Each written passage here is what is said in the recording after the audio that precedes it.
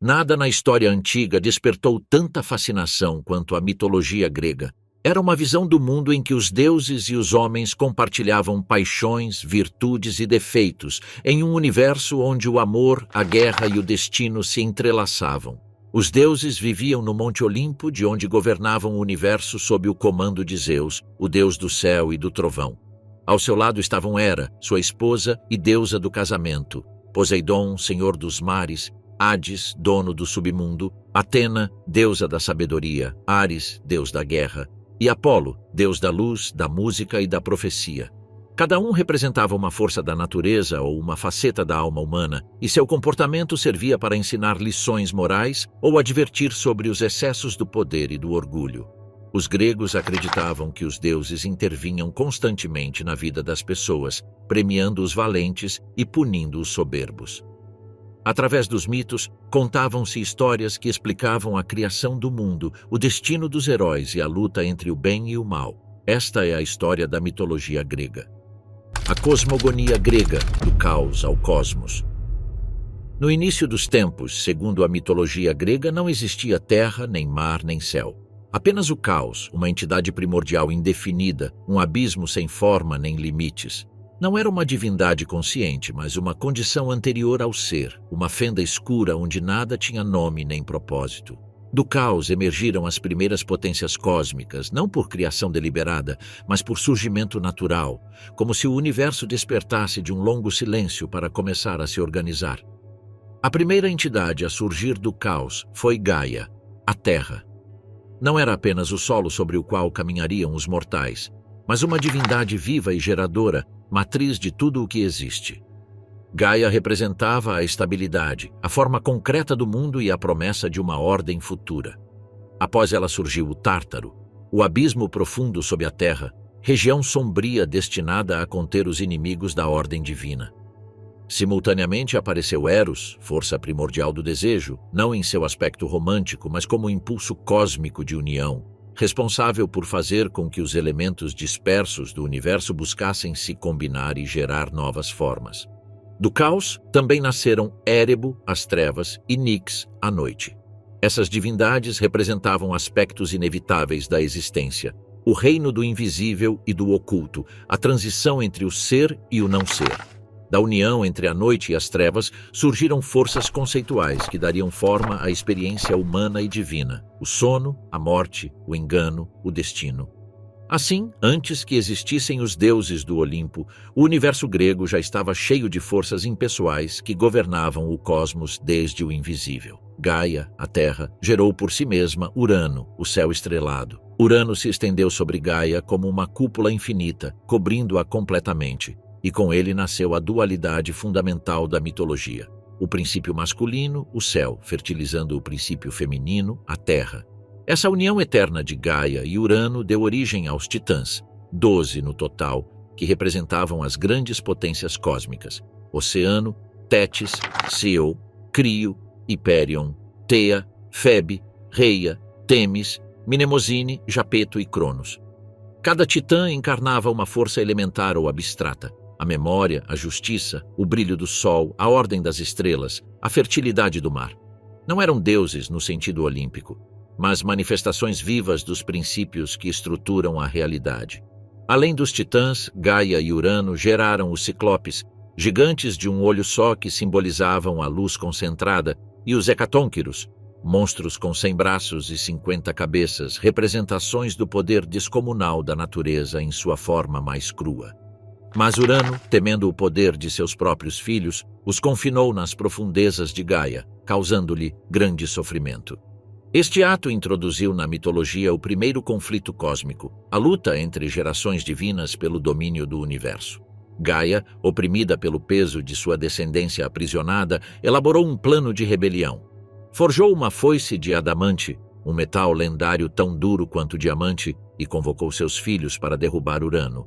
Apenas um respondeu, Cronos, o mais jovem dos titãs.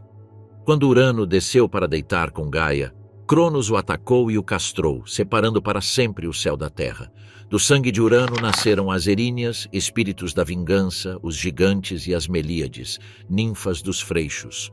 Ao cair no mar, os genitais de Urano deram origem a Afrodite, deusa do amor e da beleza, mostrando o caráter gerador e violento dos mitos gregos. Após a queda de Urano, Cronos assumiu o governo do cosmos. Junto à sua irmã esposa, Reia deu origem à segunda geração divina. No entanto, ao derrubar seu pai, Cronos repetiu seu destino. Uma profecia anunciava que um de seus filhos o destronaria, então ele decidiu devorá-los ao nascer. Héstia, Deméter, Hera, Hades e Poseidon foram engolidos um a um. Reia, desesperada, escondeu seu sexto filho, Zeus, e entregou a Cronos uma pedra embrulhada em panos. Zeus foi criado em segredo na ilha de Creta, alimentado pela cabra Amalteia e protegido pelos curetes, guerreiros que dançavam e batiam suas armas para ocultar o choro do menino. Enquanto Zeus crescia, o universo permanecia em desequilíbrio. Cronos governava com medo, os titãs mantinham seu poder e as forças primordiais observavam o destino inexorável de um novo confronto. Ao alcançar a maturidade, Zeus obrigou seu pai a vomitar seus irmãos e libertou os Ciclopes e os Hecatônquiros do Tártaro.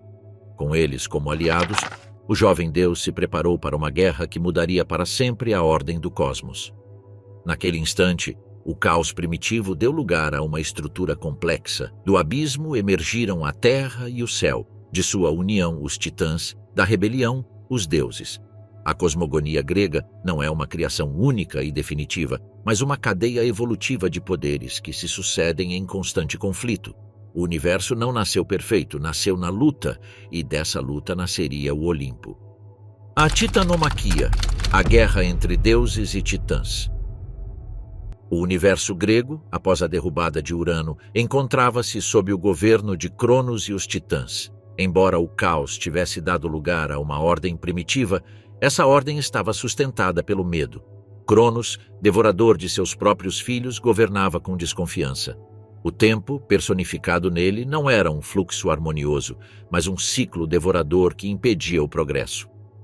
Nesse cenário, Zeus, oculto em Creta, cresceu sob a proteção de Gaia, alimentado pela cabra Amalteia e protegido por forças ancestrais que sabiam que o destino do cosmos dependia dele. Ao atingir a idade adulta, Zeus se aliou a Metis, a deusa da sabedoria e do conselho astuto. Foi ela quem preparou o brebajem que obrigaria Cronos a vomitar seus filhos devorados. Zeus se apresentou diante do rei Titã, não como um filho suplicante, mas como um adversário oculto por trás do engano do conhecimento. O brebajem surtiu efeito. Cronos, convulsionado, expulsou primeiro a pedra envolta em fraldas que havia confundido com Zeus e depois seus 5 filhos divinos, Héstia, Deméter, Hera, Hades e Poseidon. Os deuses olímpicos renasceram adultos, armados com a lembrança de seu cativeiro e com a fúria necessária para reivindicar seu lugar no universo.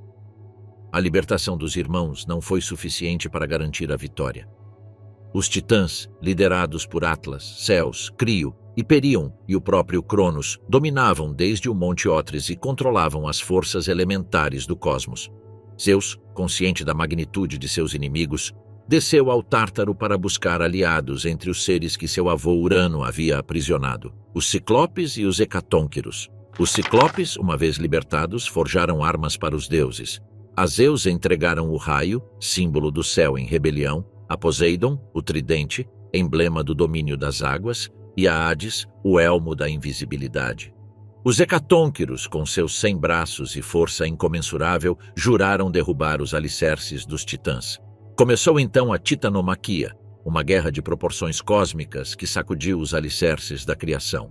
Os exércitos dos titãs enfrentaram os deuses nos vales e montanhas da terra recém-formada. Durante 10 anos o conflito estagnou, as forças eram iguais e nenhuma geração conseguia impor-se à outra. A luz e a escuridão alternavam-se sem descanso. As montanhas eram arrancadas de seus alicerces e lançadas ao vazio. Os oceanos ferviam e os céus retumbavam sob o estrondo dos relâmpagos. Foi então que Gaia, mãe dos titãs e deuses, interveio mais uma vez. Declarou que a vitória não seria daqueles que possuíssem a maior força, mas daqueles que se aliassem àquilo que o universo havia rejeitado, os antigos aprisionados. Zeus, entendendo esse desígnio, concedeu plena liberdade aos Hecatônquiros, que começaram a lançar montanhas inteiras contra os titãs. O estrépito de 100 mãos lançando pedras gigantes abriu brechas nas defesas titânicas. Os raios de Zeus atravessaram o firmamento, incendiando o ar. As águas obedeceram ao tridente de Poseidon e se ergueram contra as muralhas do Monte Otris. A invisibilidade de Hades semeou o terror entre os titãs, que eram atingidos de um lugar impossível de perceber. Cronos, o último a resistir, enfrentou Zeus em um combate que simbolizava a luta entre o tempo devorador e o raio do presente eterno. Cada raio de Zeus era uma afirmação do agora, uma negação de que o passado absoluto pudesse determinar o futuro. Cronos caiu sob o poder do raio e, com ele, desmoronou o governo dos titãs. Os titãs derrotados foram acorrentados e enviados ao Tártaro, a prisão mais profunda do cosmos, guardada pelos Hecatônquiros. Lá permaneceriam por toda a eternidade, não como forças destruídas, mas como potências contidas, símbolos da ordem anterior que já não teria domínio sobre o universo.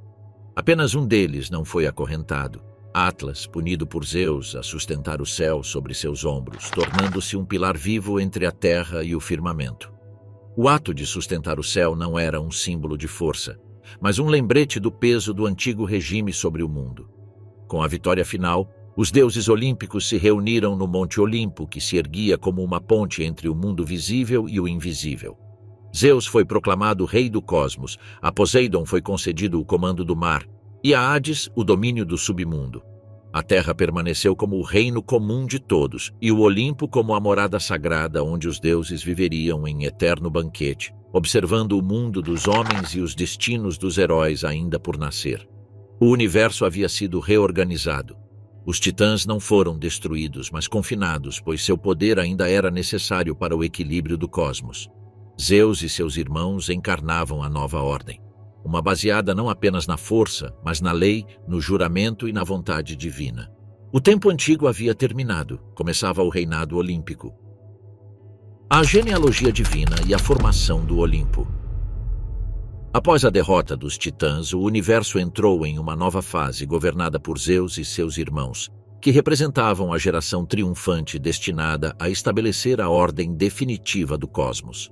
A formação do Monte Olimpo como morada divina não foi um ato imediato, mas o resultado de uma complexa estrutura genealógica que vinculava os novos deuses às forças primordiais e titânicas das quais descendiam. O poder de Zeus não residia apenas em sua vitória militar, mas em sua linhagem, filho de Cronos e neto de Gaia e Urano, portador do direito ancestral de governar. A nova genealogia começou com a união dos filhos de Cronos e Reia. Zeus tomou várias deusas como esposas antes de consolidar seu vínculo com Hera. Sua primeira união foi com Metis, a sabedoria primordial, filha do titã Oceano. Dela nasceria Atena, embora não de maneira convencional. Uma profecia previu que o filho de Metis superaria seu pai e Zeus, temendo repetir o destino de Cronos, a devorou enquanto estava grávida.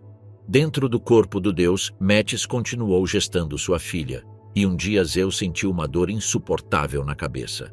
Hefesto, chamado em auxílio, abriu o crânio de Zeus com um machado de bronze e da ferida emergiu Atena, já adulta e armada, símbolo do nascimento do intelecto de dentro do poder soberano.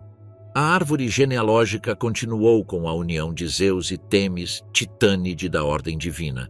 Com ela gerou as Horas, deusas das estações e do equilíbrio, e as Moiras, as três parcas que ditavam o destino de deuses imortais.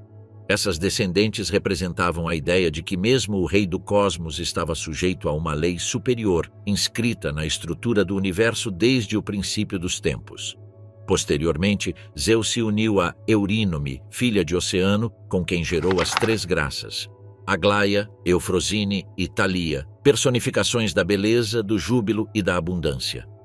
A genealogia assim modelava não apenas a autoridade divina, mas também os princípios harmoniosos que sustentariam a ordem do cosmos.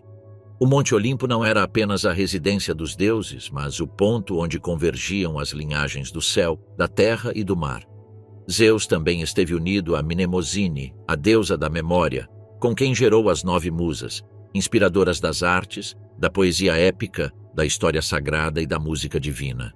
Com Dione, figura materna mais antiga que Afrodite, gerou uma versão anterior desta deusa, vinculada não apenas ao amor, mas ao poder da fertilidade universal.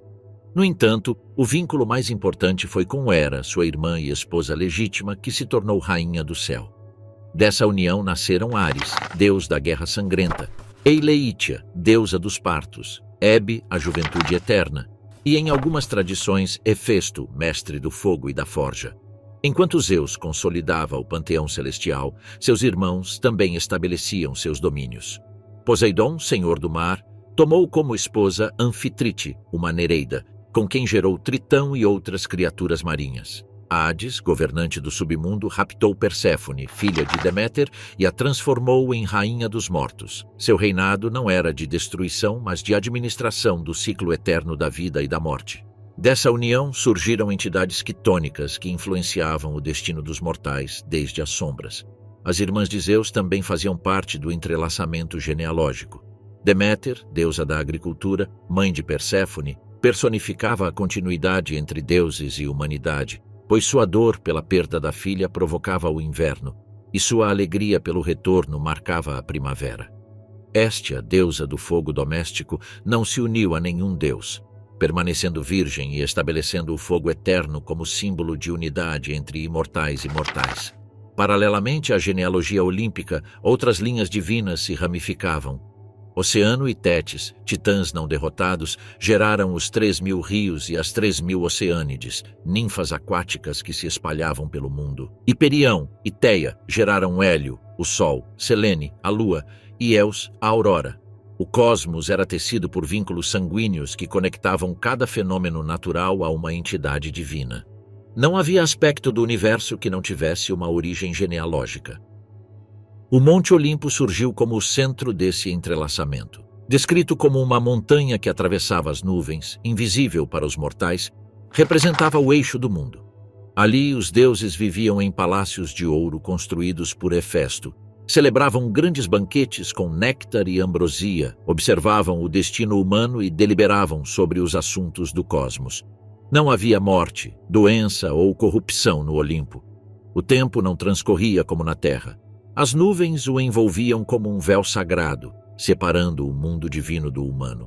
O estabelecimento do Olimpo não foi um ato de conquista territorial, mas a manifestação visível da genealogia divina. Cada deus, ao ocupar seu lugar no panteão, herdava os atributos de seus pais e os transformava em leis cósmicas. Zeus não governava pelo medo, como Cronos, mas por ascendência e hierarquia natural. A genealogia estabelecia não apenas os vínculos familiares, mas também as fronteiras do universo. Dessa estrutura surgiriam os mitos heróicos, as intervenções divinas no mundo e o destino final dos homens sob o olhar eterno dos olímpicos. Os 12 deuses olímpicos.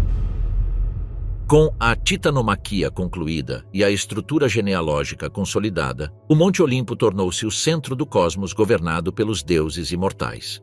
Entre eles, estabeleceu-se um círculo principal conhecido como os 12 Olímpicos, a mais alta Assembleia Divina. Nem todos os deuses habitavam permanentemente o Olimpo, mas apenas 12 faziam parte do conselho que governava o universo. Seu número não era por acaso. Simbolizava o equilíbrio cósmico, a totalidade dos domínios do mundo natural, celestial e humano. Zeus, filho de Cronos e Reia, ergueu-se como o soberano supremo do Olimpo. Armado com o raio forjado pelos ciclopes, representava o céu, a lei e a autoridade. Não era apenas o deus do clima, mas o garante da ordem divina. Sua presença na corte olímpica determinava os decretos do destino, e sua voz era a primeira entre iguais. Zeus presidia os juramentos, protegia reis e governantes, e zelava pelo equilíbrio entre as forças da natureza e as ações dos mortais. Hera, irmã e esposa de Zeus, ocupava o papel de rainha do céu. Representava o casamento e a legitimidade da linhagem, assegurando a continuidade e a pureza do sangue divino. Não era uma deusa passiva. Sua autoridade a tornava uma figura central da ordem familiar e política do Olimpo. Do seu trono, observava as alianças divinas e os pactos entre deuses e mortais. Poseidon, irmão de Zeus, governava o reino dos mares. Portador do tridente, controlava os oceanos, os terremotos e os cavalos. Seu domínio refletia a dualidade da água, fonte de vida e força destrutiva. Embora lhe coubesse o mar por divisão, sua autoridade era tão antiga quanto a de Zeus, e seu caráter tempestuoso simbolizava a profundidade insondável de seu poder. Hades, também filho de Cronos, não residia no Olimpo. mas era considerado um dos grandes deuses primordiais. Recebeu o submundo como reino eterno. Governava sobre os mortos, as riquezas minerais e as raízes da terra. Embora algumas tradições o excluam do grupo olímpico devido à sua ausência física na montanha sagrada, sua hierarquia era inquestionável dentro da estrutura divina. Deméter, irmã de Zeus, era a deusa da agricultura e da fertilidade da terra. Seu poder não se exercia apenas sobre os campos, mas sobre o ciclo da vida e da morte. O mito de sua filha Perséfone estabeleceu o vínculo direto entre o Olimpo e o submundo, garantindo a ordem sazonal. Héstia, também filha de Cronos, guardava o fogo do lar. Seu trono no Olimpo simbolizava a união entre os deuses imortais e a humanidade, pois em cada altar se acendia um fogo em sua homenagem. Representava a estabilidade do núcleo familiar e a ordem doméstica. Com a nova geração surgiram deuses nascidos durante o reinado olímpico. Atena, filha de Zeus e Metis, emergiu armada do crânio de seu pai. Deusa da sabedoria estratégica e da guerra justa, presidia as cidades, as artes e a filosofia. Seu nascimento direto da mente de Zeus representava o poder intelectual do soberano. Apolo, filho de Zeus e Leto, era o deus da luz, da música, da profecia e da medicina.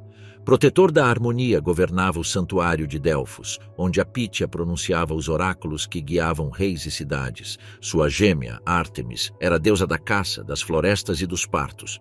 Sua presença dupla refletia o equilíbrio entre o selvagem e o ordenado, o diurno e o noturno. Ares, filho de Zeus e Hera, personificava a guerra em sua forma mais crua. Não era estrategista nem protetor de cidades, mas a personificação do combate sangrento. Sua presença no Olimpo mostrava que o conflito era a parte constitutiva do cosmos. Afrodite, nascida do mar ou filha de Zeus segundo diferentes tradições, ocupava um lugar central entre os olímpicos por seu domínio sobre o desejo e a atração. Seu poder não se baseava na força, mas na energia irresistível que une os seres e perpetua a existência. Hermes, filho de Zeus e Maia, era o mensageiro dos deuses, patrono dos viajantes, comerciantes e ladrões. Possuía a capacidade de se mover entre o Olimpo, a terra e o submundo. Foi o criador da lira e guia das almas, Psicopompo, tornando-se uma ponte entre todos os reinos da realidade. Hefesto, deus do fogo e da forja, representava a técnica e a transformação da matéria. Filho de Hera ou de ambos os esposos olímpicos, segundo diferentes versões, construiu os palácios divinos e as armas dos deuses. Sua figura mostrava que o poder não surge apenas da linhagem, mas também do domínio da arte divina. O conjunto dos 12 olímpicos não era estático. Em algumas versões, Dionísio, deus do vinho, da loucura ritual e do êxtase, substituía Héstia. Dionísio, filho de Zeus e Semele, símbolo do renascimento e da dissolução das fronteiras entre o humano e o divino, ascendeu ao Olimpo após percorrer o mundo e estabelecer seus mistérios sagrados. O Monte Olimpo tornou-se assim o eixo da existência divina. Cada deus tinha um trono e um domínio irrenunciável. A Assembleia Olímpica não era uma democracia, mas uma hierarquia cósmica que refletia a ordem do universo. As tempestades de Zeus, as marés de Poseidon, as colheitas de Deméter, a sabedoria de Atena e o destino ditado pelas Moiras eram expressões vivas dessa estrutura. Os deuses não eram metáforas, mas forças ativas, eternas e presentes em cada aspecto do mundo visível e invisível. Prometeu e o roubo do fogo. Prometeu, um dos titãs filhos de Jápeto e da Oceane de Clímene, não participou ativamente da rebelião contra os deuses olímpicos.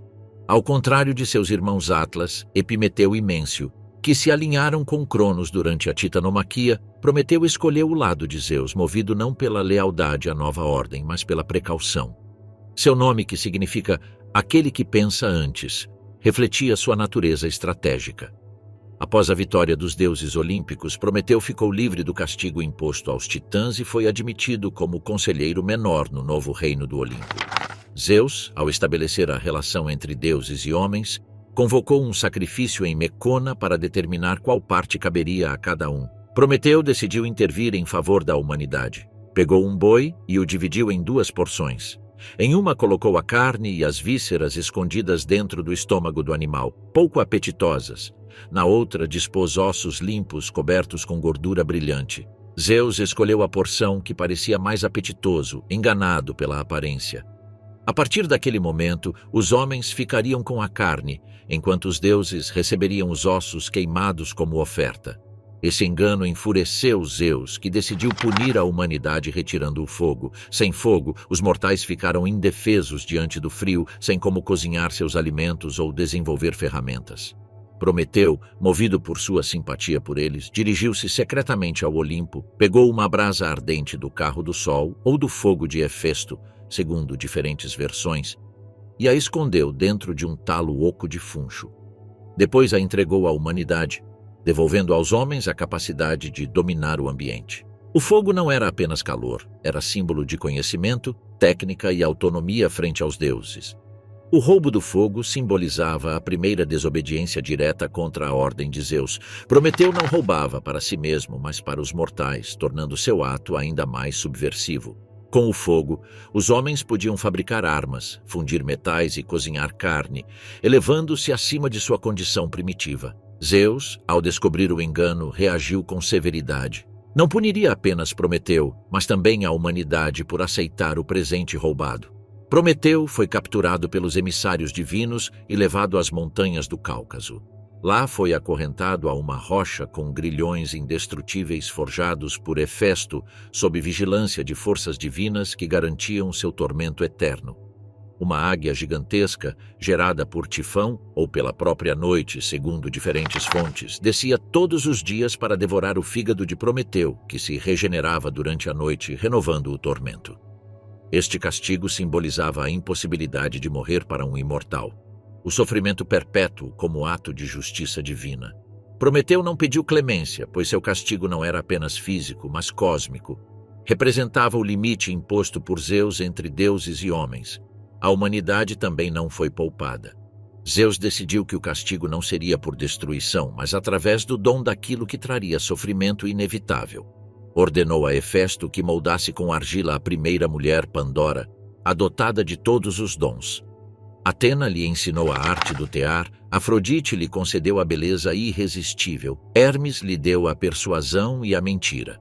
Os deuses, um a um, dotaram-na de qualidades tanto admiráveis quanto perigosas. Zeus entregou-lhe um jarro ou pitos, erroneamente chamado de caixa em versões posteriores, que continha todos os males do mundo: doenças, guerras, fadigas, envelhecimento. Pandora foi enviada como esposa a Epimeteu, irmão de Prometeu, cujo nome significa aquele que pensa depois. Prometeu havia avisado seu irmão para não aceitar presentes de Zeus, mas Epimeteu, deslumbrado, aceitou Pandora. Ao abrir o jarro, todos os males escaparam para o mundo e se espalharam entre os mortais. Apenas um elemento ficou preso no fundo: a esperança, cuja natureza ambígua é debatida desde a antiguidade. Para alguns era um consolo divino reservado ao homem, para outros o último engano dos deuses, uma ilusão que mantém o homem em um ciclo interminável de sofrimento e desejo. Uma tradição órfica posterior sugere que Prometeu não apenas favoreceu os homens, mas também os criou a partir de argila e lágrimas divinas. Segundo essa versão, Zeus castigou a humanidade não apenas por ter recebido o fogo, mas por possuir uma centelha do espírito divino incorporada em sua carne. No entanto, essa versão permaneceu minoritária e não substituiu a interpretação hesiódica, na qual os homens já existiam e o fogo foi o ponto de inflexão entre a subordinação total e a busca de autonomia. O castigo de Prometeu permaneceu vigente por gerações, símbolo da tensão entre conhecimento e poder, liberdade e imposição divina, até que um novo herói olímpico fosse escolhido para libertá-lo e assim redefinir as relações entre deuses e mortais. Os primeiros homens e as idades da humanidade. Segundo a teogonia estabelecida pelos poetas arcaicos, a humanidade não nasceu perfeita nem em um único ato, mas surgiu em diferentes etapas ou raças, cada uma marcada por um tipo de relação com os deuses e com a ordem cósmica. Hesíodo descreveu essas etapas como idades da humanidade, mostrando uma decadência progressiva desde uma origem divina até a era presente, governada pelo sofrimento e pela instabilidade. Cada idade não representa uma cronologia histórica, mas um estado espiritual e moral do ser humano diante dos deuses. A Idade de Ouro foi a primeira e mais perfeita. Sob o reinado de Cronos, Os homens viviam como deuses, livres de fadiga e dor. Não envelheciam e suas vidas se passavam entre banquetes e em harmonia com a natureza. A terra, sem necessidade de cultivo, produzia alimentos em abundância: trigo, frutas, mel. Não existiam leis nem castigos, pois não havia injustiça. A morte não era um fim trágico, mas um suave sono que precedia a transformação do homem em um demônio ou espírito protetor dos mortais, guardando a justiça e a ordem. Essa raça não conhecia guerra nem propriedade privada. Tudo era compartilhado sob o olhar silencioso dos deuses. A Idade de Ouro representava o tempo em que os humanos estavam mais próximos do divino. Com a ascensão de Zeus começou a Idade de Prata. Os homens dessa raça eram inferiores em corpo e espírito. Viviam 100 anos como crianças, sem desenvolver virtude nem prudência, e quando atingiam a idade adulta, entregavam-se à arrogância e ao desprezo pelos deuses. Não ofereciam sacrifícios nem seguiam os ritos sagrados. Zeus, irritado com sua impiedade, os destruiu. Essa humanidade vivia em tensão com a divindade, incapaz de obedecer às leis naturais do cosmos. Foram sepultados sob a terra e, embora lhes tenha sido concedida certa honra, ficaram relegados ao mundo subterrâneo como espíritos secundários, longe dos homens e dos deuses. A terceira etapa foi a Idade de Bronze, um tempo de violência incessante.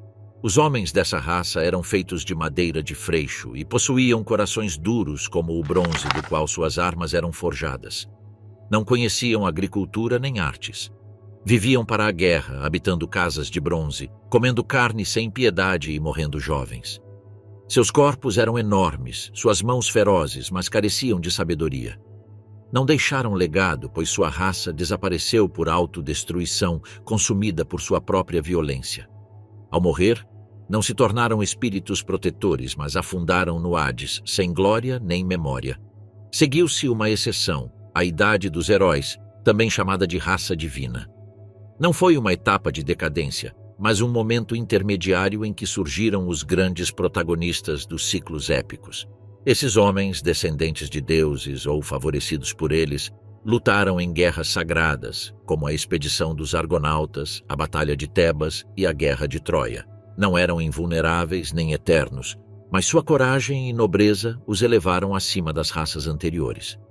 Após a morte, alguns foram levados às Ilhas dos Bem-Aventurados, onde viviam em uma era de colheitas eternas sob o governo de Cronos, simbolicamente restaurado como soberano do paraíso. Finalmente chegou a Idade do Ferro, a era atual segundo Hesíodo. O ferro representava a dureza, mas também a fragilidade moral do homem moderno. Nesta idade, o trabalho é incessante e o sofrimento inevitável. A justiça está corrompida pela força e os homens lutam entre si por riqueza e poder. Os laços familiares se desfazem, os filhos não respeitam os pais e os juramentos não têm valor. A violência não provém da grandeza heróica, mas da ganância. A agricultura exige esforço, a terra não produz nada sem trabalho. Doenças, velhice e morte espreitam sem trégua. Nesta era, os deuses se distanciam cada vez mais dos homens, e a esperança reside unicamente na perseverança diante da adversidade. Segundo a visão hesiódica, os mortais da Idade do Ferro estão destinados a viver em um ciclo de decadência crescente. Chegará um momento em que Aidos, a ideia de pudor, e Nêmesis, a justa indignação, deixarão a terra para unir-se aos deuses, deixando a humanidade completamente desprotegida diante do mal. Quando isso ocorrer, os homens serão incapazes de reconhecer a virtude, e a sociedade colapsará em uma nova forma de caos moral. A Idade do Ferro não anuncia um fim, mas uma prolongação da luta constante pela sobrevivência em um mundo em que os dons divinos foram substituídos pelo esforço humano e pela incerteza do destino. Perseu e a cabeça de Medusa. Perseu nasceu do encontro entre o divino e o humano. Sua mãe, Danae, filha do rei Acrísio de Argos, foi trancada em uma torre de bronze depois que um oráculo anunciou que seu filho causaria a morte de seu pai. Acrísio, temendo a profecia, tentou impedir a descendência, mas Zeus, na forma de chuva de ouro, penetrou na câmara e fecundou Danae. Ao descobrir a criança, Acrísio prendeu mãe e filho em um baú e os lançou ao mar. As ondas os levaram até a ilha de Sérifos, onde foram resgatados por Díctes, irmão do rei Polidectes. Perseu cresceu protegido por Díctes. Mas Polidectes se apaixonou por Danae e tentou se livrar de Perseu. O rei anunciou seu desejo de se casar com Hipodâmia e pediu a cada homem da ilha um cavalo como tributo. Perseu, sem recursos, declarou que poderia oferecer qualquer outra coisa, até mesmo a cabeça da górgona Medusa. Polidectes aceitou a oferta, com a intenção de enviá-lo a uma morte certa. A tarefa era de dificuldade titânica. Medusa era uma das 3 górgonas, as únicas mortais entre criaturas aladas com cabelo de serpentes, cujo rosto transformava em pedra quem a olhasse. Para cumprir sua missão, Perseu recebeu ajuda divina.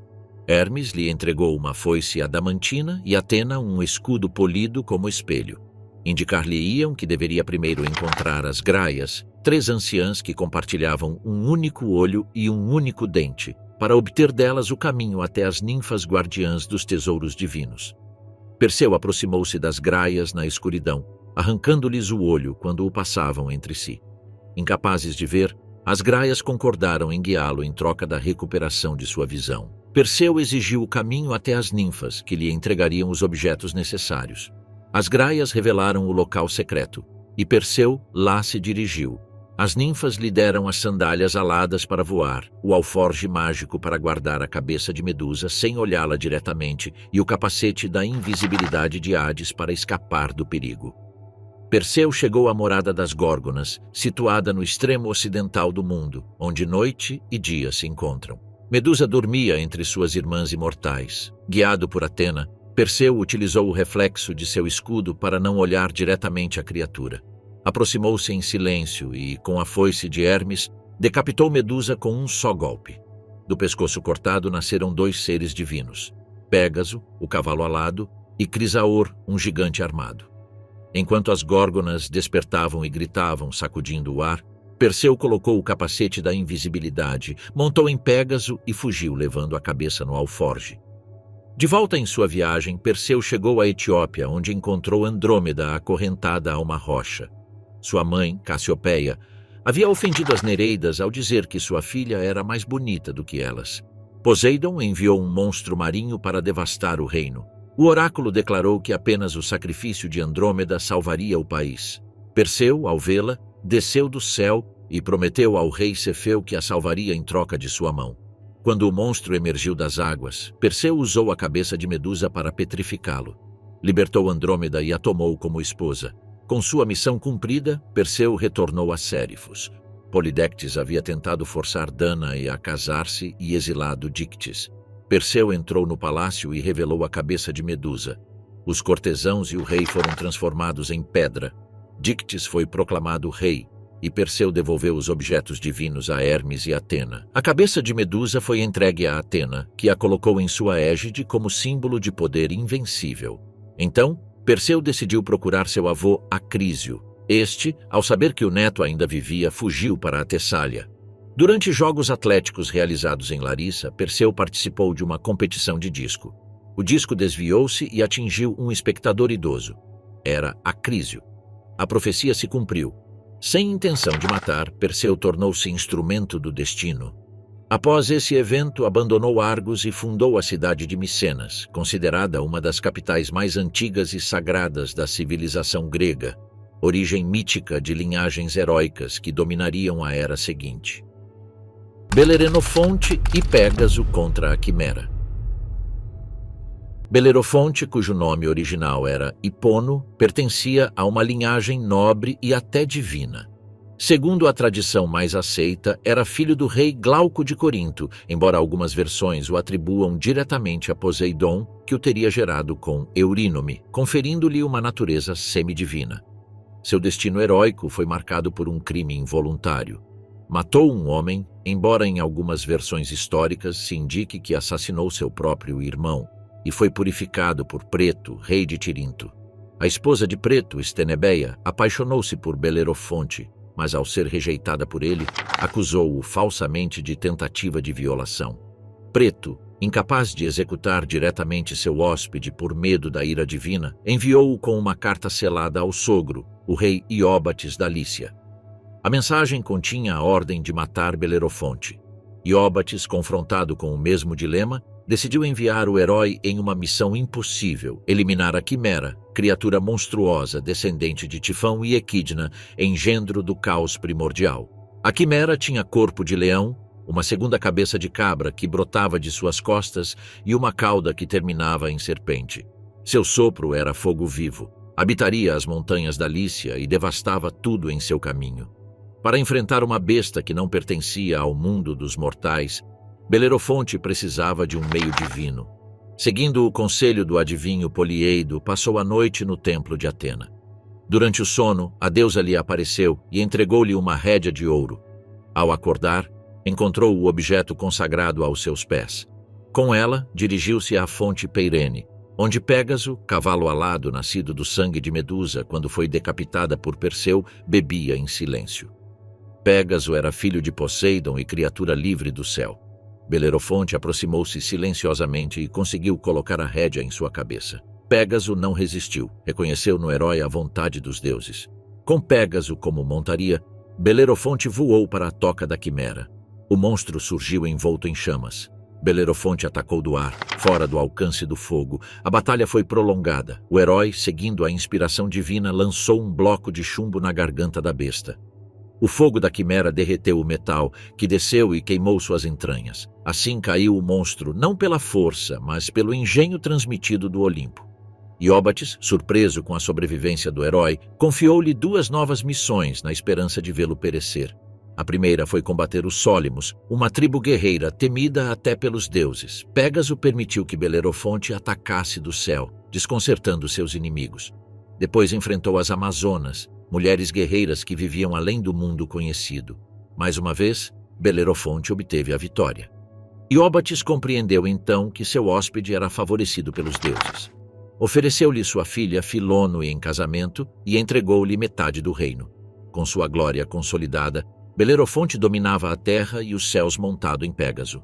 Foi então que a híbris, o excesso de orgulho, apoderou-se dele.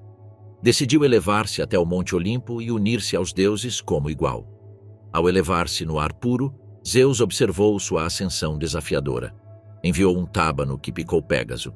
O cavalo, ferido e enfurecido, se empinou e lançou Belerofonte no vazio. Caiu na terra, sobrevivendo, mas ficou cego, aleijado e errante.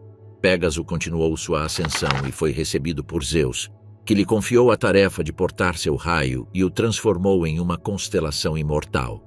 Belerofonte, outrora herói divino, terminou seus dias vagando como um simples mortal, rejeitado por homens e deuses. Sua história marcou o limite entre o humano e o divino. O herói podia superar monstros, mas não transcender a ordem imposta por Zeus. A raça heróica encontrou em seu destino um aviso eterno sobre o lugar do homem no cosmos. Teseu e o labirinto do Minotauro. Teseu, príncipe de Atenas, nasceu de uma dupla linhagem. Sua mãe, Etra, foi seduzida pelo rei Egeu após uma noite em Trécio. Esse mesmo encontro coincidiu com a união com o deus Poseidon, que reivindicou a paternidade divina da criança. Essa dupla origem lhe concedia tanto o direito mortal ao trono de Atenas, quanto a proteção de um poder marinho ancestral.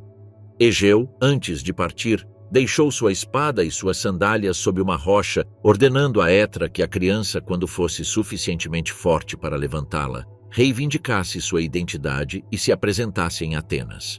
Aos 16 anos, Teseu levantou a rocha sem esforço, tomou os símbolos de sua linhagem e seguiu o caminho para a cidade, enfrentando 6 perigos mortais, derrotando bandidos e monstros como Cines e Procusto, purificando a rota sagrada em direção à Ática. Enquanto isso, Atenas estava submetida a Creta. O rei Minos, após perder seu filho Andrógio em território ateniense, impôs como punição um tributo. A cada 9 anos, 7 jovens e 7 donzelas deveriam ser enviados a Creta para serem devorados pelo Minotauro, criatura metade homem, metade touro, nascida da união de Pasífae, esposa de Minos, com um touro divino enviado por Poseidon. Minos, envergonhado pela origem do monstro, mandou o arquiteto Dédalo construir um labirinto tão complexo que ninguém que entrasse pudesse encontrar a saída. Teseu, ao chegar a Atenas, ofereceu-se voluntariamente para fazer parte do tributo, declarando seu propósito de libertar seu povo da humilhação cretense. Antes de partir, prometeu a seu pai que, se retornasse com vida, mudaria as velas negras do barco por velas brancas como sinal de vitória. O barco chegou a Knossos, onde Minos inspecionou pessoalmente os prisioneiros. Ariadne, filha do rei, ao ver Teseu, foi invadida por um impulso divino enviado por Afrodite. Decidida a salvá-lo, foi até ele durante a noite e lhe entregou um novelo de fio. Revelou-lhe que, preso à entrada do labirinto, permitiria percorrer os corredores sem se perder. Em troca, Teseu deveria prometer levá-la de volta a Atenas como esposa legítima. Ao amanhecer, Teseu desceu ao labirinto. Enquanto avançava, o eco do Minotauro retumbava nas paredes de pedra. Finalmente, encontrou o monstro no centro. A besta atacou-o com violência descomunal, mas Teseu, dotado da força de Poseidon, esquivou-se e o estrangulou com as próprias mãos. Depois, recolheu o fio e seguiu o caminho de volta até a saída, reunindo-se com os jovens atenienses. Teseu, Ariadne e os prisioneiros escaparam de Creta durante a noite, navegando em direção à Grécia. No entanto, na ilha de Naxos, um sonho profético enviado por Dionísio interrompeu sua travessia. O deus do vinho reivindicou Ariadne como esposa divina, declarando que seu destino não era mortal. Teseu a deixou na ilha, onde foi consagrada como deusa do rejuvenescimento e da fertilidade eterna. O herói continuou navegando para Atenas, mas sobrecarregado pelo cansaço, esqueceu-se de trocar as velas negras pelas brancas. Do alto do cabo de Sunion, Egeu observava o horizonte todos os dias esperando o retorno do filho. Ao ver o barco com velas negras, acreditou que Teseu havia morrido. Em um ato desesperado, jogou-se ao mar. Esse corpo de água passou a ser chamado de Mar Egeu. Teseu desembarcou pouco depois e foi recebido com luto. Seu acesso ao trono foi imediato, não pela cerimônia, mas pelo desaparecimento do rei e pela salvação de Atenas. Teseu assumiu o poder e instituiu a unificação política da Ática, centralizando os povos sob a autoridade de Atenas e estabelecendo as bases do poder cívico. O herói que derrotou o Minotauro deixou assim de ser um aventureiro para se tornar governante. Sua linhagem continuaria a marcar a história mítica da Grécia até seu desaparecimento final. Édipo, a Esfinge e a maldição de Tebas. Laio, rei de Tebas, recebeu uma profecia do oráculo de Delfos que anunciava que seu futuro filho seria responsável por sua morte. Para evitar esse destino, decidiu não ter descendência, mas uma noite, em estado de embriaguez ou por intervenção divina, uniu-se à sua esposa Jocasta. A criança nasceu como cumprimento direto da profecia. Laio ordenou que lhe atravessassem os pés com um ferro e o abandonassem no Monte Citerão. A criança foi entregue a um pastor com ordens de deixá-lo morrer, mas o pastor, movido por compaixão, entregou-o a um emissário de Corinto. O bebê foi adotado pelo rei Pólibo e pela rainha Peribeia, que o criaram como herdeiro. Chamaram-no Édipo, pés inchados, em referência às feridas da infância. Já adulto, Édipo ouviu rumores sobre sua origem. Inquieto, viajou a Delfos para consultar o oráculo. A Pítia não respondeu à sua pergunta sobre seus pais, mas revelou uma profecia terrível.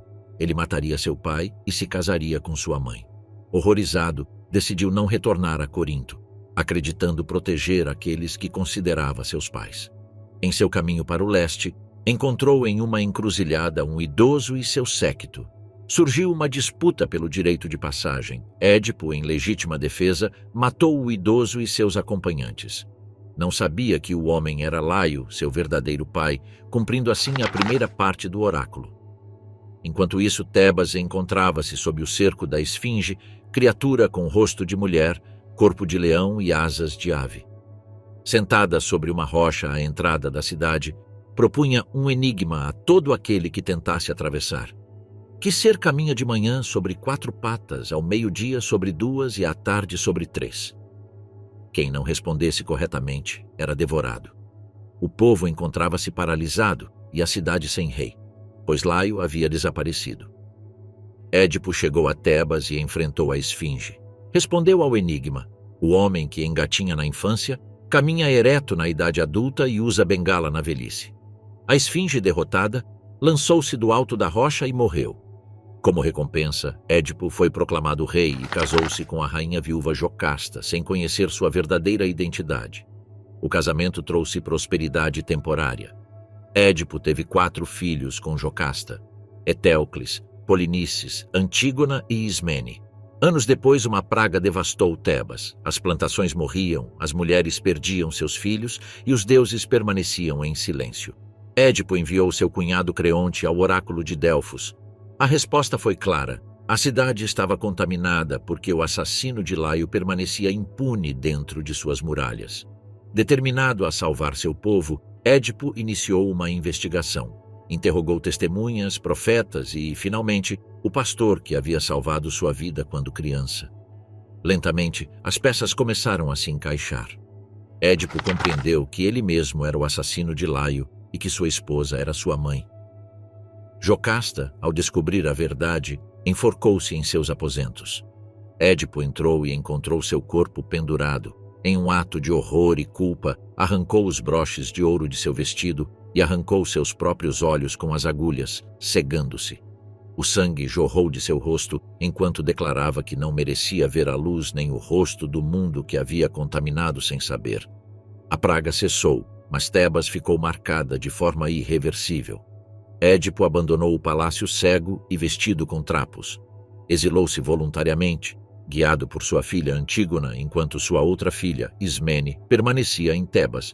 O velho rei deixou para trás a cidade que havia salvado e condenado, levando consigo a certeza de que nenhum mortal pode escapar do destino traçado pelos deuses. Etéocles e Polinices herdaram o conflito paterno. Ambos reclamaram o trono. Declararam guerra, marcando o início do ciclo dos 7 contra Tebas, uma tentativa fracassada de conquistar a cidade, que terminaria com os filhos de Édipo matando-se entre si, enquanto Antígona e Ismene seriam arrastadas pela mesma maldição que pesava sobre sua linhagem. Hércules e os 12 trabalhos. Hércules nasceu do fruto da união de Zeus com Alcmena, uma mortal descendente de Perseu. Para gerar o herói, Zeus adotou a aparência do marido de Alcmena, Anfitrião, prolongando a noite para consumar seu propósito. Hera, esposa de Zeus, soube da traição e jurou destruir a criança desde seu nascimento. Ela atrasou o parto de Alcmena e adiantou o de Euristeu, primo de Hércules, para que este nascesse primeiro e herdasse a realeza. Apesar das tentativas de Hera, a criança nasceu dotada de força sobre-humana. Alguns meses depois, Hera enviou 2 serpentes ao seu berço. Hércules as estrangulou com as mãos enquanto ria, revelando sua natureza divina. Já adulto, Hércules casou-se com Megara, princesa de Tebas, e teve com ela vários filhos. Hera, ainda hostil, o mergulhou em um estado de loucura que o levou a matar sua esposa e seus filhos. Quando recuperou a razão, foi consumido pela culpa. Dirigiu-se ao oráculo de Delfos em busca de expiação. A Pítia lhe anunciou que ele deveria servir ao rei Euristeu de Micenas e cumprir os trabalhos que este lhe impusesse. Só assim seria purificado. O primeiro trabalho foi matar o leão de Nemeia, besta invulnerável às armas. Hércules o estrangulou com os braços e se cobriu com sua pele impenetrável. O segundo foi destruir a hidra de Lerna, serpente aquática de múltiplas cabeças. Cada vez que cortava uma, 2 surgiam em seu lugar. Com a ajuda de seu sobrinho Iolau, cauterizou os pescoços e enterrou a cabeça imortal sob uma rocha. O terceiro trabalho o levou a capturar a corça de Serínia, consagrada a Ártemis, de cascos dourados e velocidade divina. Hércules a perseguiu por 1 ano até capturá-la sem derramar sangue. O quarto foi capturar vivo o javali de Erimanto, monstro que devastava os campos. Ele o conduziu até a neve até exauri-lo e o acorrentou. O quinto trabalho consistiu em limpar os estábulos de Álgias, rei que possuía milhares de reses cujas dejeções se acumulavam há décadas. Hércules desviou os rios Alfeu e Penel para arrasar a imundície em um só dia, demonstrando seu domínio sobre a natureza. O sexto o confrontou com os pássaros de Estinfalo, criaturas de bico e penas metálicas. Com as castanholas de bronze de Atena, fez-os voar e derrubou-os no céu. O sétimo trabalho foi capturar o touro de Creta, enviado por Poseidon e rejeitado por Minos. Hércules o domou com as próprias mãos e o levou a Euristeu. O oitavo consistiu em capturar as éguas de Diomedes, que se alimentavam de carne humana. Hércules derrotou Diomedes e lançou seu corpo aos próprios cavalos, acalmando-os, para depois conduzi-los a Micenas. O nono trabalho o levou à distante Trácia, para obter o cinto de Hipólita, rainha das Amazonas. No início, a rainha entregou o cinto voluntariamente, mas Hera semeou o pânico entre as amazonas, desencadeando um combate que terminou com a morte de Hipólita. O 10º trabalho exigiu roubar o rebanho de Gerião, gigante de 3 corpos que habitava o extremo ocidental do mundo. Hércules atravessou o oceano em uma taça dourada emprestada pelo Sol e matou o gigante com uma flecha envenenada. O 11º trabalho, imposto como punição adicional porque Euristeu declarou inválidos alguns trabalhos anteriores, consistiu em roubar as maçãs douradas do Jardim das Hespérides, guardadas por ninfas imortais e filhas de Atlas. Hércules encontrou Atlas, que sustentava o céu, e ofereceu-se para segurá-lo enquanto obtinha as maçãs. Atlas voltou com elas e planejou deixar o herói segurando o firmamento, mas Hércules o enganou, fazendo-o tomar novamente o céu enquanto ajustava sua carga, ficando assim com o fruto divino. O 12º e mais temível trabalho foi capturar Cérbero, o cão de 3 cabeças, guardião do submundo. Hércules desceu ao reino de Hades, solicitou permissão ao deus, que concordou com a condição de que não usasse armas. Hércules segurou Cérbero com os braços nus e o levou a Micenas. Ao mostrá-lo a Euristeu, o rei, aterrorizado, ordenou que o devolvesse ao submundo, dando por concluídos os trabalhos. Liberto de sua servidão, Hércules continuou a viver aventuras. Casou-se com Deianira, mas foi enganado pelo centauro Nesso, que ao morrer lhe entregou uma túnica impregnada com seu sangue. Tempo depois, Deianira, acreditando ser um filtro de amor, vestiu Hércules com aquela túnica. O sangue do centauro, misturado com o veneno da hidra, queimou a pele do herói. Agonizando, Hércules construiu sua própria pira funerária no Monte Eta. Quando o fogo envolveu seu corpo mortal, suas partes divinas ascenderam ao Olimpo. Lá foi recebido por Zeus, reconciliado com Hera, que o aceitou como filho. Hércules tornou-se deus imortal e tomou como esposa Hebe, deusa da juventude eterna. Sua ascensão marcou o fim do maior herói da mitologia grega e a incorporação definitiva da força heróica à ordem divina. Jasão e os Argonautas. Jasão era o herdeiro legítimo do reino de Iolcos, mas seu tio Pélias havia usurpado o trono após expulsar seu pai, Éson. Educado pelo centauro Quiron no Monte Pélio, Jasão cresceu alheio à corte até atingir a maturidade. Então desceu a Iolcos para reivindicar seu direito. Em seu caminho, ajudou uma idosa a atravessar um rio, perdendo uma sandália. A idosa era Hera disfarçada, que favoreceu Jasão a partir desse momento. Ao entrar na cidade com um pé descalço, Pélias o reconheceu como o homem anunciado pelo oráculo. Aquele que chegaria com uma única sandália para destruí-lo. Incapaz de matá-lo diretamente, Pélias impôs-lhe uma missão impossível: trazer de volta o velocino de ouro, guardado na distante Cólquida, na extremidade oriental do Mar Negro. Jasão reuniu uma tripulação de heróis sem precedentes a bordo da nave Argo, construída por Argos, sob a orientação de Atena. Entre os argonautas estavam Hércules, Orfeu, os irmãos Dióscuros, Atalanta e o adivinho Fineu. A travessia foi marcada por desafios enviados pelos deuses para testar a legitimidade do herói. Nas primeiras etapas, enfrentaram as arpias que atormentavam Fineu, roubando sua comida. Calé e Zetes, filhos do vento Bóreas, perseguiram as arpias até que Íris ordenou que parassem.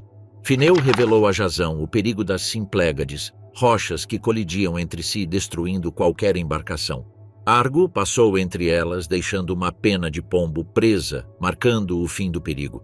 As rochas permaneceram imóveis para sempre. Chegaram a Cólquida, onde o rei Eetes guardava o velocino, pendurado em um carvalho sagrado e vigiado por um dragão que nunca dormia. Jasão pediu o velocino como o herdeiro dos reis. Eetes, desconfiado, prometeu entregá-lo apenas se Jasão realizasse 3 tarefas: arrear touros que exalavam fogo, lavrar um campo e semear dentes de dragão dos quais surgiriam guerreiros armados. Hera interveio e persuadiu Afrodite a enviar seu filho Eros. Uma flecha do deus do desejo atravessou o coração de Medeia, filha de Eetes e sacerdotisa de Hécate. Apaixonada por Jasão, Medeia entregou-lhe um unguento mágico para resistir ao fogo dos touros e o guiou para semear os dentes e fazer com que os guerreiros nascidos se destruíssem entre si. Eetes, vendo que Jasão havia cumprido as tarefas, recusou-se a entregar o velocino. Medeia, antecipando a traição de seu pai, levou Jasão ao carvalho sagrado, o fez dormir com feitiços e permitiu que Jasão despojasse o dragão do velocino de ouro. Os argonautas fugiram à noite levando Medeia. Eetes enviou atrás deles uma frota comandada por Absirto, irmão de Medeia. Para escapar, Medeia elaborou um plano brutal. Atraiu Absirto para uma emboscada onde Jasão o matou. Depois, Medeia desmembrou seu corpo e lançou os restos ao mar, obrigando seu pai a parar para recolhê-los, atrasando a perseguição. Esse ato selou a separação eterna de Medeia de sua linhagem e marcou sua união definitiva ao destino de Jasão. A viagem de retorno esteve repleta de destinos impostos pelos deuses.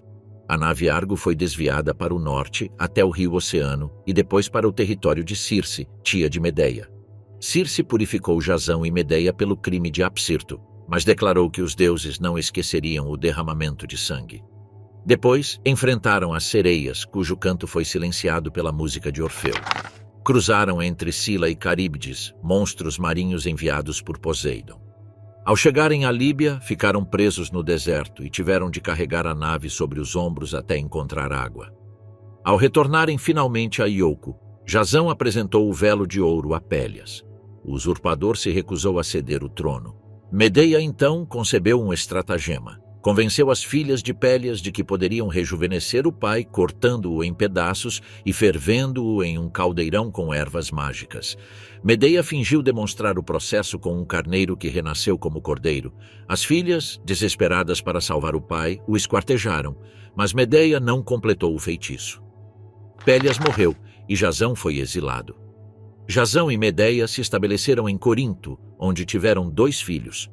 Com o tempo, Jasão repudiou Medeia para se casar com Glauce, filha do rei Creonte, buscando consolidar seu poder. Medeia, traída, matou Glauce e seus próprios filhos antes de fugir em um carro alado enviado por seu avô Hélio, deixando Jasão sem família nem legado. Anos depois, Jasão, envelhecido e sozinho, retornou à nave Argo, agora abandonada. Enquanto se sentava sob sua quilha, uma viga podre se soltou e o esmagou. O herói que conquistou o velo de ouro morreu sem glória, consumido pela ruína de sua própria ambição. Orfeu e Eurídice. Orfeu nasceu na Trácia, terra de montanhas e rios sagrados, filho da musa Calíope e, segundo algumas tradições, do próprio Apolo. Desde criança foi instruído na lira, instrumento que Apolo lhe entregou como símbolo de sua linhagem divina. Não era simplesmente um músico, seu canto possuía um poder capaz de alterar o curso natural do mundo. Ao som de sua melodia, as feras abandonavam a violência, as árvores se inclinavam para ouvi-lo, as pedras se moviam de lugar e os rios interrompiam seu curso. As musas o consideravam o intérprete supremo da harmonia cósmica, e sua voz era vista como uma ponte entre os deuses e os mortais. Em sua juventude conheceu Eurídice, uma ninfa das florestas. A união entre ambos foi imediata, não fruto de um impulso humano, mas do desígnio das forças naturais. Seu casamento reuniu ninfas, sátiros e deuses menores. Mas o destino se impôs rapidamente. Enquanto Eurídice caminhava pelos prados, uma serpente a mordeu no calcanhar. Seu corpo caiu sobre a relva e seu espírito desceu ao reino de Hades.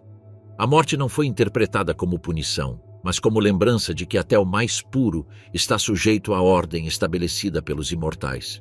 Incapaz de aceitar a separação, Orfeu tomou a decisão que nenhum mortal havia tentado com sucesso: viajar para o mundo subterrâneo e suplicar aos deuses do submundo. Ele entrou nas cavernas de Tenaro, onde se encontrava uma das entradas para Hades. Com sua lira, invocou um canto dedicado a Perséfone, lembrando-a de sua própria vida mortal antes de ser raptada por Hades. Sua música ressoou nas margens do rio Estige. Caronte, o barqueiro que transporta as almas, parou o remo. Cérbero, o cão tricéfalo, deitou-se docilmente no chão. As sombras dos mortos se reuniram ao seu redor, não para atormentá-lo, mas para lembrar o batimento perdido da vida. Hades e Perséfone ouviram. Orfeu não ofereceu argumentos, mas melodias. Cantou a dor da ausência, o vazio que deixa um amante quando se torna sombra, o contraste entre o mundo que floresce sob o sol e o silêncio eterno do submundo. Perséfone, comovida pelo lembrete da própria mãe Deméter chorando sua ausência, persuadiu Hades a conceder a Eurídice permissão para retornar. Mas o deus dos mortos impôs uma condição irrevogável.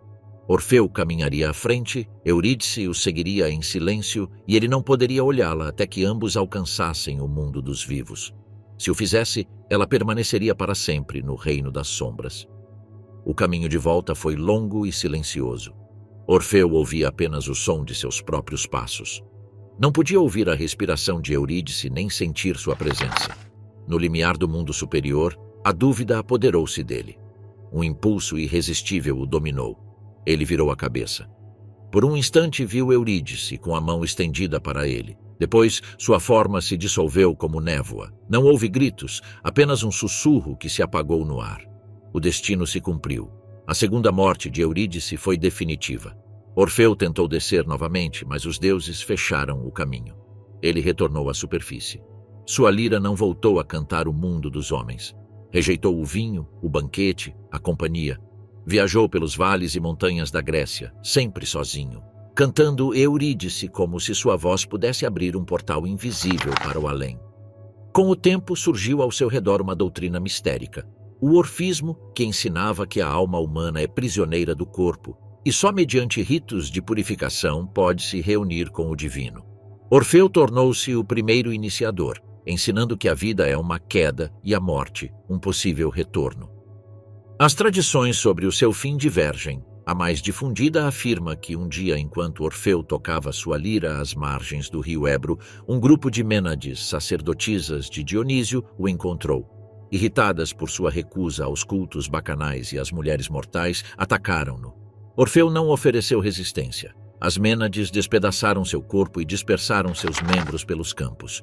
Sua cabeça e sua lira caíram no rio e flutuaram até o mar. Mesmo separada do corpo, a cabeça continuava cantando o nome de Eurídice. A lira emitia sons ao ritmo das ondas. As ninfas recolheram os restos e os enterraram ao pé do Monte Olimpo, onde os pássaros cantaram melodias que ninguém jamais ouvira. Outra versão afirma que Orfeu, após perder definitivamente Eurídice, renunciou a qualquer relação com os mortais e se retirou para uma caverna sagrada. Ali permaneceu em silêncio, sem alimento nem sono, até que seu corpo se tornou leve como o ar e desapareceu, como se sua alma tivesse sido absorvida pela lira que segurava. Não houve morte violenta, mas dissolução do corpo por intervenção divina.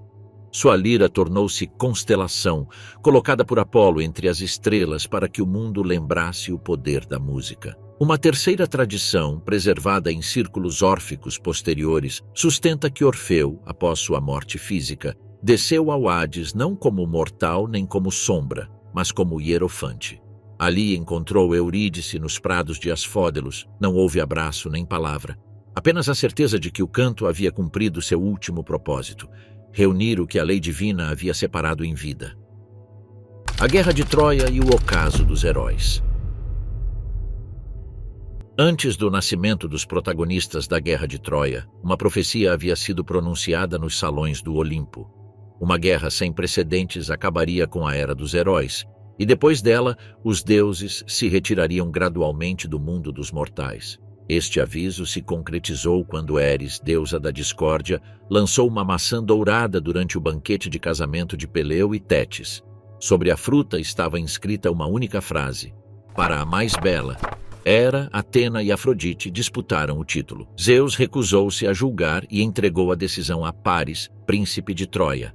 Cada deusa lhe ofereceu um presente: o poder político do mundo por Hera, a sabedoria militar por Atena e o amor da mulher mais bela do mundo por Afrodite. Paris escolheu Afrodite. Em troca, ela prometeu-lhe Helena, esposa do rei espartano Menelau. O rapto de Helena, seja por sedução ou força, incendiou o mundo helênico. Menelau apelou ao juramento que todos os reis gregos haviam feito: defender o casamento de Helena sob pena de guerra. Agamenão, rei de Micenas e irmão de Menelau, reuniu a maior coalizão de cidades-estado jamais vista. A frota partiu para Troia, advertida pelos oráculos de que nenhum triunfo seria possível sem a participação de Aquiles, filho da Nereida Tétis, destinado a ter uma vida curta mas gloriosa. Troia, situada na costa da Anatólia, era governada pelo rei Príamo e defendida por seus filhos Heitor e Paris. A cidade era considerada invencível, cercada por muralhas construídas, segundo a tradição, por Apolo e Poseidon. Durante os primeiros anos do conflito, os aqueus sitiaram a cidade sem conseguir tomá-la. Por sua vez, os troianos resistiram com a ajuda dos deuses protetores. O campo de batalha não era exclusivo dos mortais. Deuses e heróis lutavam lado a lado. Apolo guiava as flechas dos troianos. Hera e Atena protegiam os aqueus. Zeus, preso pelo destino, permitia a guerra sem poder alterar o desfecho final. Aquiles, o maior dos heróis gregos, dominava o campo de batalha. Sua armadura brilhava como um fragmento do sol. No entanto, uma disputa com Agamenão pela escrava Briseida o levou a se retirar do combate. Esta ausência permitiu aos troianos, liderados por Heitor, empurrar os gregos até as muralhas de seus navios. Nesse conflito, Heitor, príncipe troiano, tornou-se líder absoluto de seu povo, lutando não pela glória pessoal, mas pela sobrevivência de sua cidade e família. Patroclo, amigo íntimo de Aquiles, vestiu sua armadura e entrou na batalha para salvar os aqueus do desastre. Sua intervenção mudou o curso da guerra, mas também precipitou seu destino. Heitor o enfrentou e o matou, acreditando que fosse Aquiles. Ao descobrir a morte de Patroclo, Aquiles retornou ao combate com fúria incontrolável. Sua mãe Tétis pediu ao deus Hefesto uma nova armadura. Aquiles desafiou o rio Escamandro, combateu heróis e deuses e finalmente enfrentou Heitor sob as muralhas de Troia. O duelo foi breve. Heitor caiu atravessado pela lança de Aquiles. Este amarrou seu corpo ao carro e o arrastou 3 vezes ao redor da cidade. O rei Príamo, guiado por Hermes, entrou no acampamento aqueu e suplicou pelo corpo do filho. Aquiles, comovido, consentiu. A guerra continuou.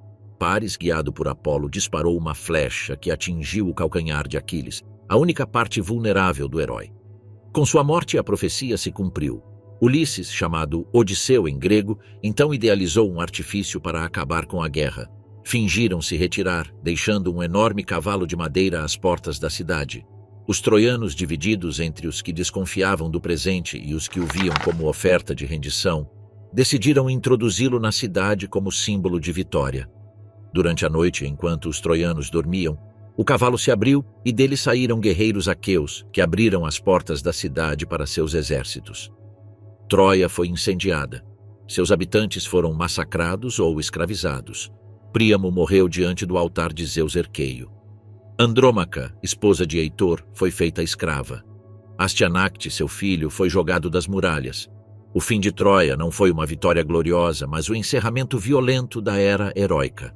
As forças que haviam dominado o mundo desde o caos, como deuses, semideuses, monstros e heróis, retiraram-se do palco. A profecia se cumpriu. Após a destruição de Troia, a humanidade entraria definitivamente na Idade do Ferro, separada para sempre do contato direto com os imortais. O brilho dos heróis jamais retornaria. A cidade ardeu sob o céu indiferente, enquanto os deuses observavam pela última vez a queda de uma civilização mítica. O mito da Atlântida, a civilização perdida dos deuses. A primeira e única fonte antiga que descreve a Atlântida em detalhes não é um poema nem um mito popular transmitido por bardos, mas os diálogos filosóficos de Platão, especificamente Timeu e Crítias. Ali, o sábio ateniense situa a origem dessa civilização não como uma lenda isolada, mas como parte do passado remoto da humanidade, transmitida por sacerdotes egípcios ao legislador Solon. Segundo eles, além das colunas de Hércules, o Estreito de Gibraltar, existia uma ilha vasta, maior que a Líbia e a Ásia juntas, que governava outros reinos e influenciava o mar Mediterrâneo. Essa ilha era a Atlântida, um império poderoso que atingiu seu apogeu graças à sua linhagem divina. Seus primeiros reis foram filhos de Poseidon. O deus do mar havia encontrado na extremidade ocidental do mundo uma mulher mortal chamada Clito. Para protegê-la de pretendentes, Poseidon cercou o lugar com anéis concêntricos de água e terra, criando uma fortaleza natural de canais navegáveis. De sua união nasceram 10 filhos, todos reis. O maior deles foi Atlas, a quem Poseidon concedeu o domínio supremo da ilha. Dele veio o nome da Atlântida e do oceano que a rodeava. Atlas representava o equilíbrio entre o humano e o divino, e seus descendentes governaram por gerações sob leis sagradas inscritas em uma coluna de oricalco colocada no templo de Poseidon. A Atlântida era uma ilha de recursos inesgotáveis. Possuía montanhas férteis, vastas planícies e uma rede de rios e fontes naturais de água fria e quente. O oricalco, metal precioso mais valioso que o ouro, era extraído de suas minas. Abundavam os elefantes, símbolo da fauna exótica e poderosa, e os campos produziam 2 colheitas anuais graças a um clima temperado. A sociedade atlante dividia-se entre os descendentes diretos de Poseidon, que governavam desde a capital, e os povos submetidos, que habitavam as demais regiões da ilha. Do centro erguia-se o templo do deus do mar, com paredes cobertas de prata e teto de ouro. Ali estava a estátua de Poseidon, montado em um carro puxado por 6 cavalos alados, rodeado por 100 nereidas esculpidas em pedra. O Império da Atlântida estava organizado em 10 distritos, cada um governado por um dos filhos de Poseidon, subordinados à autoridade de Atlas. Os reis reuniam-se periodicamente para deliberar sobre leis, comércio e defesa, sacrificando touros em homenagem ao seu pai divino. As leis eram antigas, estabelecidas pelo próprio Poseidon, e exigiam que os reis permanecessem unidos, que ninguém declarasse guerra a outro e que todos respeitassem os pactos sagrados. Enquanto os atlantes obedecessem a essas leis, prosperavam além de toda medida humana. Desde sua capital, construída em anéis concêntricos de terra e mar, a Atlântida dominava uma rede de estados e colônias. Seu poder naval era incomparável, e seus exércitos se estendiam pelo norte da África e sul da Europa. Atlântida não era apenas uma ilha, mas uma civilização global que exigia a obediência das nações. No Mediterrâneo, apenas uma polis resistiu ao seu avanço: Atenas. Segundo o relato transmitido a Solon, os atlantes tentaram conquistar o território helênico, mas os atenienses, sob a orientação de Atena, levantaram-se contra eles. Em uma batalha mítica travada milhares de anos antes da história conhecida, Atenas deteve o avanço atlante. Essa resistência não foi apenas um ato de guerra, mas um julgamento divino. Platão assinala que os reis da Atlântida começaram a se corromper. Com o passar do tempo, afastaram-se de sua natureza divina e permitiram que predominasse a parte mortal de sua linhagem. Entregaram-se à ganância, buscaram o domínio absoluto sobre todos os povos, abandonaram os sacrifícios aos deuses e se elevaram acima das leis de Poseidon. Quando os deuses se reuniram no Olimpo para julgar a Atlântida, Zeus falou, mas suas palavras não foram reveladas. Apenas se mencionou que o castigo viria rapidamente. Pouco depois começaram os presságios. A terra tremeu. As fontes de água secaram ou se tornaram salobras. O oricalco perdeu seu brilho.